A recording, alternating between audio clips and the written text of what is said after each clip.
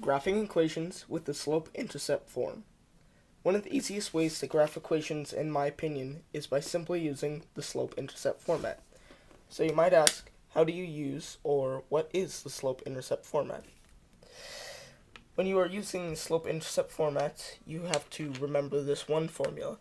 X is equal to mx plus b, where x is the graph, mx is the slope at which it goes at, and b is where it hits the y-axis.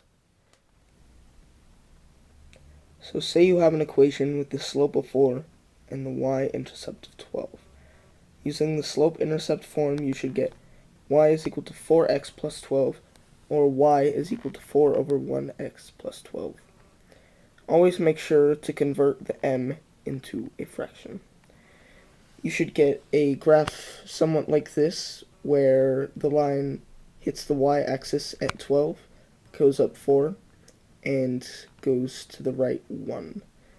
Another thing you should always remember is m is rise over run, which means the number on top is how far up you should go, and the number on the bottom is how far to the x-axis.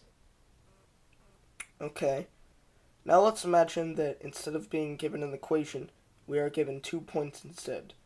For example, 1 and 3, and 5 and 7. So in order to find the m for this equation, we're going to need to use y2 minus y1 over x2 minus x1.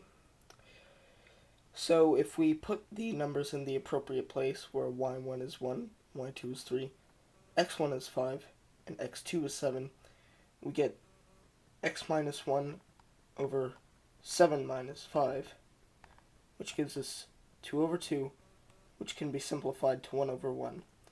So we can find out that the slope of the line is 1 over 1. Hopefully this video will have told you everything you need to know about slope-intercept form. Thanks for watching. Blah blah blah blah. Blah blah blah blah blah blah blah blah.